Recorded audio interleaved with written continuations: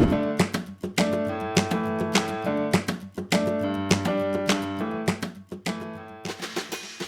my name is Chef Cris Goloby. I'm a chef instructor at St. Philip's College, and I teach basic skills. Today what we're going to do is we're going to work on making a Mexican rice. What this is right here is what we call mise en place. Everything in its place. It's already portioned out. We have our dices done and measured out, ready to go, so that cooking is simple and easy once we get started. So what I'm going to show you right now is how to take these whole vegetables and get them into their parts as I did. So with an onion, it's important to notice that there's a root end and there's a plant end. And whenever you're cutting an onion, you always want to cut vertically between the root end and the plant end. So I'm just going to take my onion and I'm going to cut it right in half. The next thing I'm going to do is I'm going to cut the plant end, and then I'm going to peel back the first layer of paper. The thing that you want to understand is that if you have the onion and your knife like this, you can't get the flexibility to make your slices appropriately. So you always want to bring your onion towards the edge of your cutting board, and then you want to have your knife, and all you want to do is just make some horizontal slices that will allow you to make some cuts, and then you're going to go vertically. You'll notice that you have lines. The onion kind of helps you out. If you want a small dice, you're gonna follow the lines more closely. If you want a medium dice, then you can spread out those cuts. So I'm gonna use a medium cut, so I'm just gonna cut like that. And then what you're gonna do is come vertically again, and when you're done, you're gonna have some nice dices ready to go for your rice. For the carrot, it's just simple enough to cut your carrot into pieces because you just want a small dice. The bell pepper, you want to wash it, and then what you're going to do is, because this is ununiform, Mother Nature never makes anything too uniform, you want to kind of understand that the bell pepper, you want to make it uniform. Mother Nature doesn't do it, so you as a chef, you make it so. And so what we teach is that a bell pepper has 4 sides. And if you cut off the ends and you have a solid piece, then I can just go through and I can make my 4 sides available to me. That way you can see that the pulp and the seeds stay intact. Then you're just going to cut your pepper into strips, and in a rocking motion, make your dices. Garlic comes in a head. This is called a head of garlic, and it is part of the lily family, so it has all of these little petals that come into the bulb. And so when you're shopping, you're going to shop for a head of garlic, but for your recipe, it's going to call for a clove of garlic. And the cloves are just what you separate out. So for our recipe, it calls for about 6 cloves of garlic. And you want to peel and mince them, so I'm going to show you how to peel the garlic.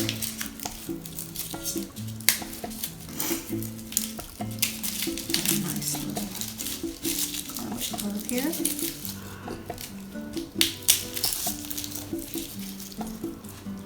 Again, you want to make sure that the garlic is toward the edge of your cutting board.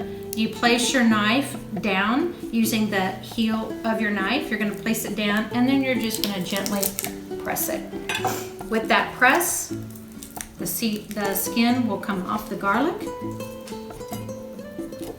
If it's sprouted, you can remove that sprout, and then you just proceed to chop up your garlic. So I'm just gonna give it a rough chop. And so I kind of want to show you how to do a rough chop. The most important thing is you always want to keep your fingers away from the blade. Understand that garlic gets more and more flavorful the smaller the mince. So if I had a large cut, I would have less garlic flavor. The smaller the cut, I'm going to have more garlic flavor. And in Mexican cuisine, you want to have that nice strong garlic flavor. there are my ingredients measured out and ready to go.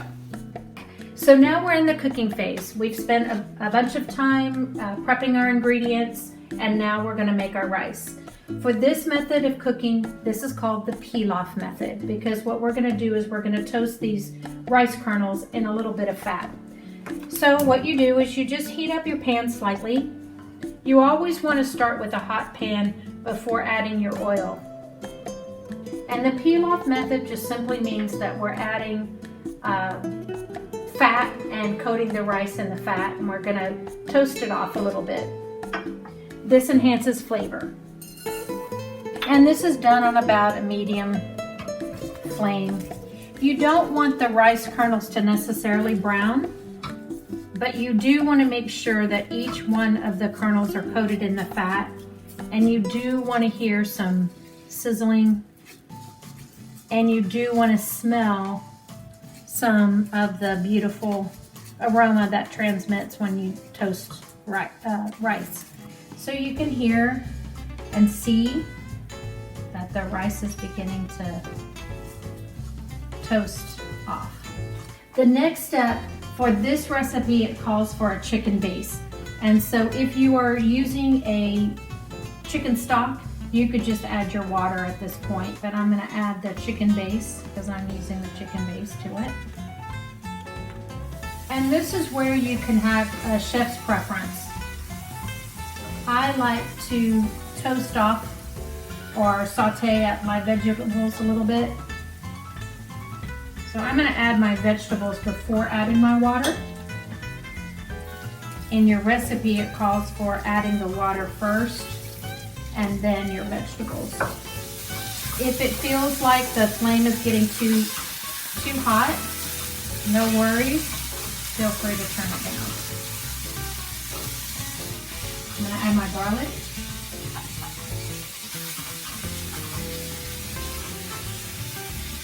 Onion.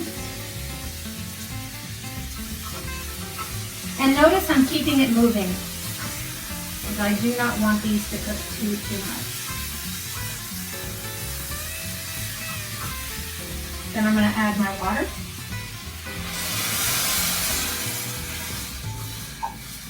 And I'm going to give this a stir because I want any of that bottom of the vegetables or any toastiness that might have occurred, I want to grab it from the bottom.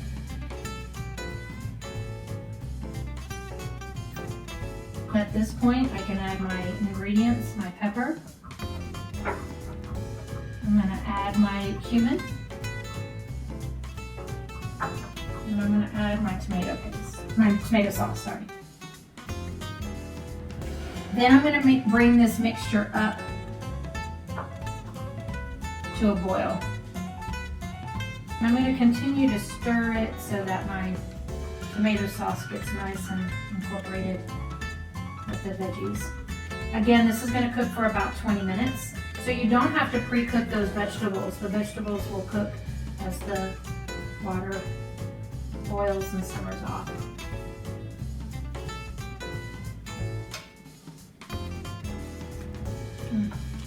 Really good. I think you'll be happy. I'm just going to give it one more little stir, and I'm going to wait for it to come to that rolling boil that we talked about in the simmered rice recipe. I want to see active bubbles breaking the surface of the water. And I'm going to let it boil for a good minute. I want to see bubbles run across the surface, all the way across. At this point, I'm going to lower it down to a simmer.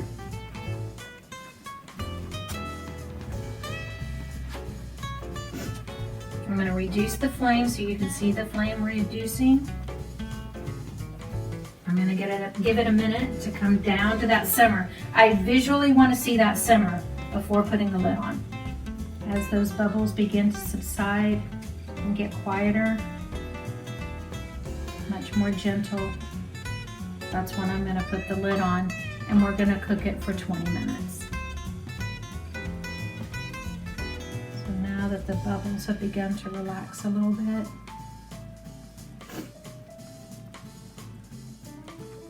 They're still breaking the surface all the way across, but they're not so violent in their eruption.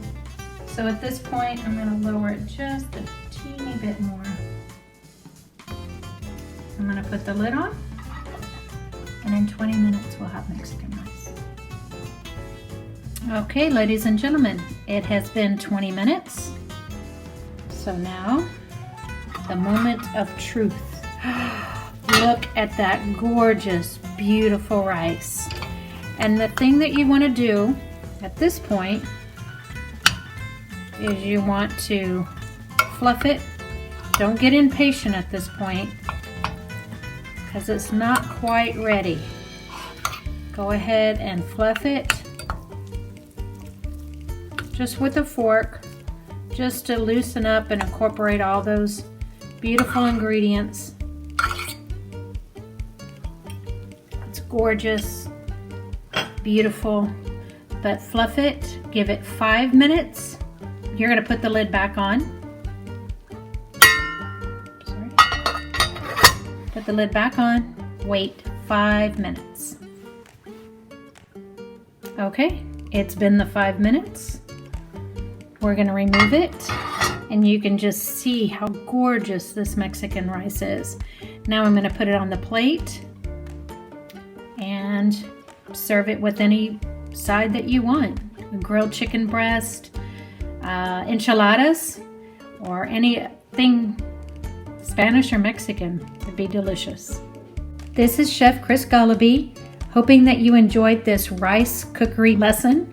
And I hope you hope you feel a little bit more confident in making your rice dishes at home. Happy cooking!